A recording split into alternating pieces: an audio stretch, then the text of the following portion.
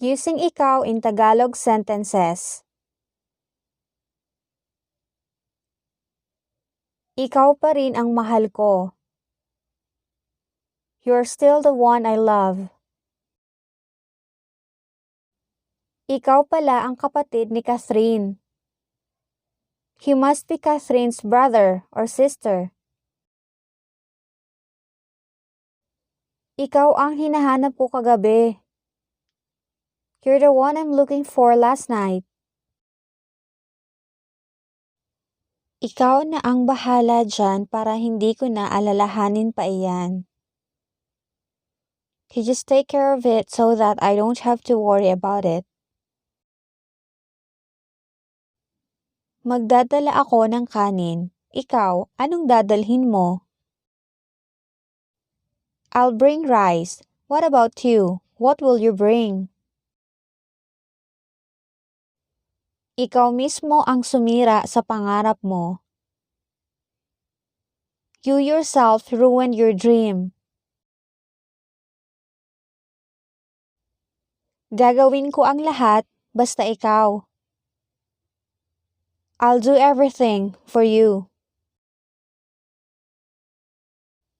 O sige, ikaw na ang bahala. All right, you're now in charge. Ikaw na ang bahala sa negosyo natin. You're now in charge in our business. Ikaw na naman? Sinusundan mo ba ako? You again? Are you following me? Ikaw ang nagbibigay ligaya sa aking buhay. You're my source of joy in life.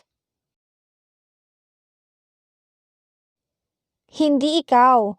Ako. It's not you. It's me. Ikaw ang pinuno kaya dapat magpakita ka ng magandang halimbawa. You're the leader, so you must lead by example. Ikaw ang dapat na magsimula ng pagpupulong. You should start the meeting. Palagi na lang ikaw ang sinisisi. You are always to blame. Tanging ikaw lang ang makakagawa niyan. You're the only one who can do that. Ikaw ang nagpapasaya sa akin. You're making me happy. Ikaw lang ang naiiba sa grupo. You're the only one who is different from the group.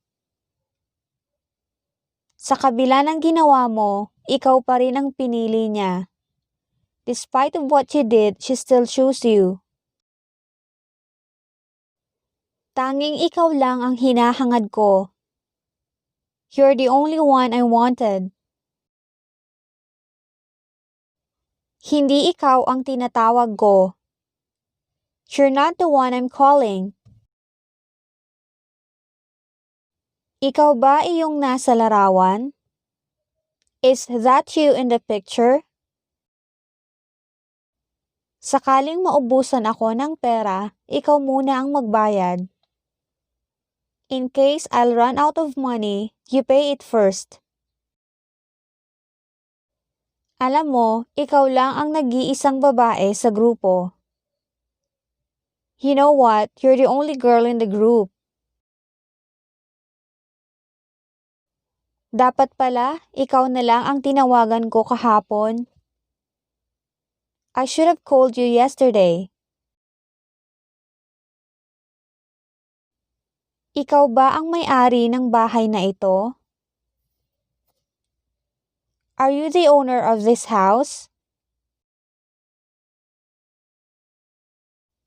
Ikaw lang talaga ang gusto niya, wala nang iba. He really likes you, nothing else. Sa tingin ko, ikaw ang kailangan niya, hindi ako. I think you're the one she needs, not me.